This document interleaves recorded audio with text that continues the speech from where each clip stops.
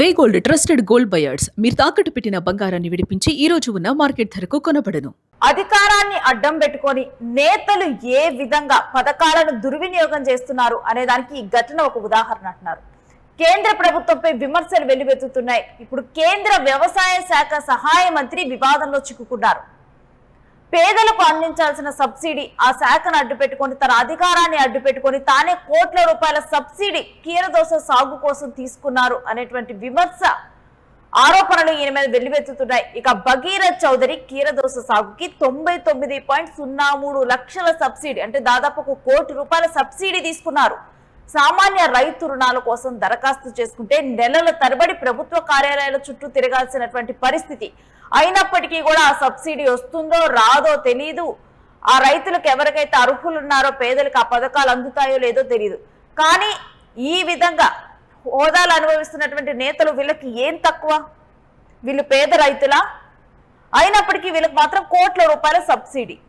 ఇక కేంద్ర మంత్రికి సంబంధించినటువంటి ఫైళ్ళు అయితే సబ్సిడీ కోసం అప్లై చేస్తే 14 రోజుల్లో చకచక ఆమోద ముద్రలు పడాయి.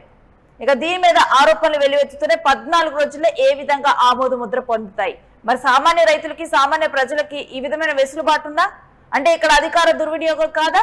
గతంలోనూ భగీరథ్ చౌదరి కుటుంబ సభ్యులకు దాదాపు 46 లక్షల చొప్పున భారీ సబ్సిడీలు అందినట్లుగా సమాచారం. ఇక సబ్సిడీలు కూడా నేతలకేనా అంటూ ప్రతిపక్షాలు విమర్శలు గుప్పిస్తూ ఉన్నాయి.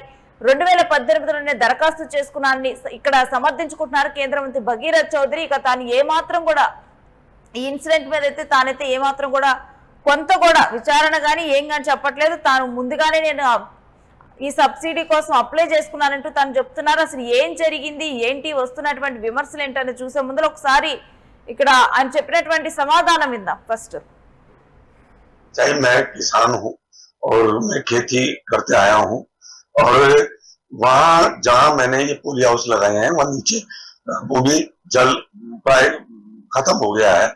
तो ये पोली हाउस से ये छत है उससे मैंने 2 करोड़ लीटर पानी के 4 फार्म पॉन्ड बनाए हैं सब पोली हाउस के पास में, ताकि उस बरसात के पानी से मैं जो 60 बीघा मेरी जमीन है तो उसमें में पेड़ पौधे हैं वहां उनको भी और मैं खेती भी कर सकूं।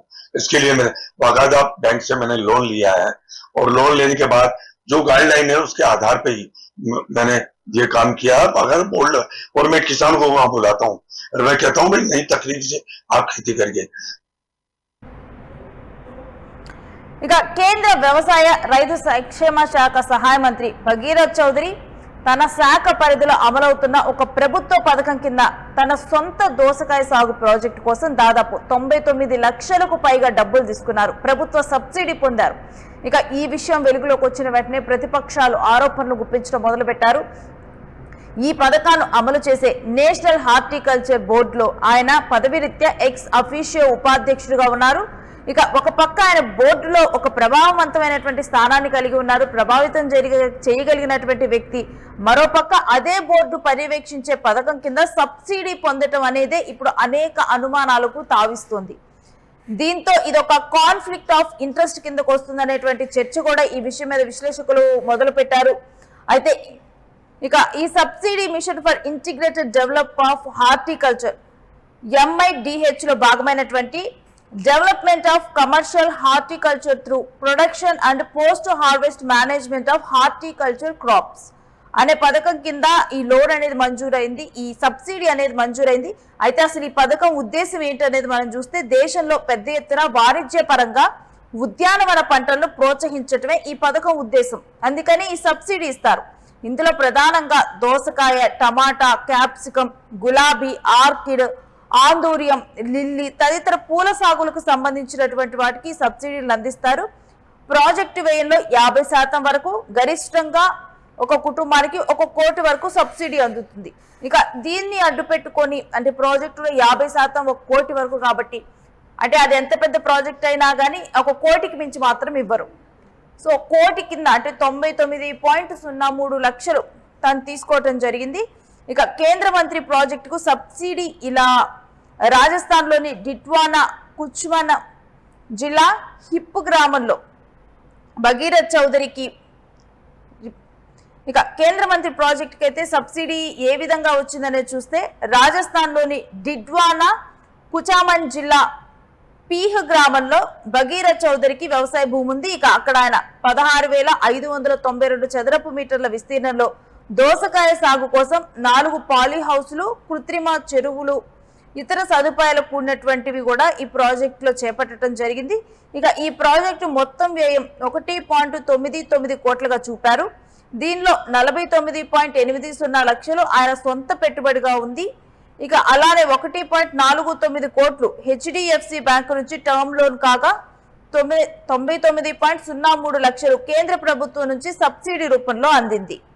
ఇక భగీరథ్ చౌదరి ప్రాజెక్టు ప్రాంగణంలో ఏర్పాటు చేసిన అధికారిక బోర్డుపై ఇది national horticulture port assisted project అని చెప్పి 50% సబ్సిడీ అని అక్కడ బోర్డులో పేర్కొనటం జరిగింది. ఇక్కడ వరకు బాగానే ఉంది. కానీ గతేడాదిలోపే పూర్తయింది ఈ ప్రక్రియ. ఇక్కడే ఇక అనుమానాలు తావనేది మొదలైంది. ఎందుకంటే ఏప్రిల్ 14న కేంద్ర మంత్రి భగీరథ్ చౌదరి ఈ పథకం కింద సబ్సిడీ కోసం ఆన్లైన్లో దరఖాస్తు చేశారు. అదే ఏడాది ఏప్రిల్ 29న అంటే కేవలం 14 రోజుల్లోనే ప్రాథమిక అనుమతి లభించింది. అనంతరం బ్యాంకు, ఎన్హెచ్బి, ఉద్యానవన శాఖ అధికారులు కలిసి భగీరథ్ చౌదరి ప్రాజెక్టును పరిశీలించారు. అనంతరం ఈ ఏడాది మార్చి 11న అధికారులు తుది ఆమోదం ఇచ్చారు. ఇక మార్చి 30న 99.03 లక్షల సబ్సిడీ నేరుగా కేంద్ర మంత్రి హెచ్డిఎఫ్సి బ్యాంకు ఖాతాలో జమ అయింది. ఈ ప్రక్రియ అంతా ఏడాదిలోపే పూర్తి కావటం గమనార్హం. అందుకని చెప్పే అంటే మిగిలినటువంటి రైతులకి వాళ్ళ పంట వేసిన తర్వాత ఎప్పుడుకో వచ్చేటువంటి సబ్సిడీలు ఈయనకెలా 14 రోజుల్లో వచ్చాయి. తన అధికారాన్ని ఉపయోగించలేదా? ఇదే ప్రశ్న ప్రతిపక్షం అడుగుతోంది. ఇక నేషనల్ హార్టికల్చర్ బోర్డు నిర్వహణ మండలికి కేంద్ర వ్యవసాయ మంత్రి పదవిరీత్యా ఎక్స్ అఫీషియో అధ్యక్షుడు అవటం, వ్యవసాయ శాఖ సహాయ మంత్రి ఎక్స్ అఫీషియో ఉపాధ్యక్షుడుగా ఉంటారు. ఇక బోర్డు వెబ్సైట్ లో ఎక్స్ అఫీషియో ఉపాధ్యక్షుడుగా భగీరథ్ చౌదరి పేరు ఉంది. ఆయన అధికారిక ఈమెయిల్ కూడా ఉన్నాయి. అయితే ప్రభుత్వ పథకం కింద ప్రాజెక్టులకు తుది ఆమోదం ఇచ్చేది ప్రత్యేక ప్రాజెక్ట్ అప్రూవల్ కమిటీ. ఆ కమిటీలో అయితే మంత్రి లేదా సహాయ మంత్రి కానీ సభ్యులు కాదని నిబంధనలు చెబుతున్నాయి. అందువల్ల సాంకేతికంగా ఇటు తన సొంత ప్రాజెక్టును తానే ఆమోదించుకోలేదు. అయినప్పటికీ తాను బాధ్యత వహిస్తున్న శాఖలో ఈ పథకం ద్వారానే తాను లబ్ధిదారుగా ఉండటం నైతికంగా సరైందా అనేటువంటి ప్రశ్నలు తలెత్తుతూ ఉన్నాయి.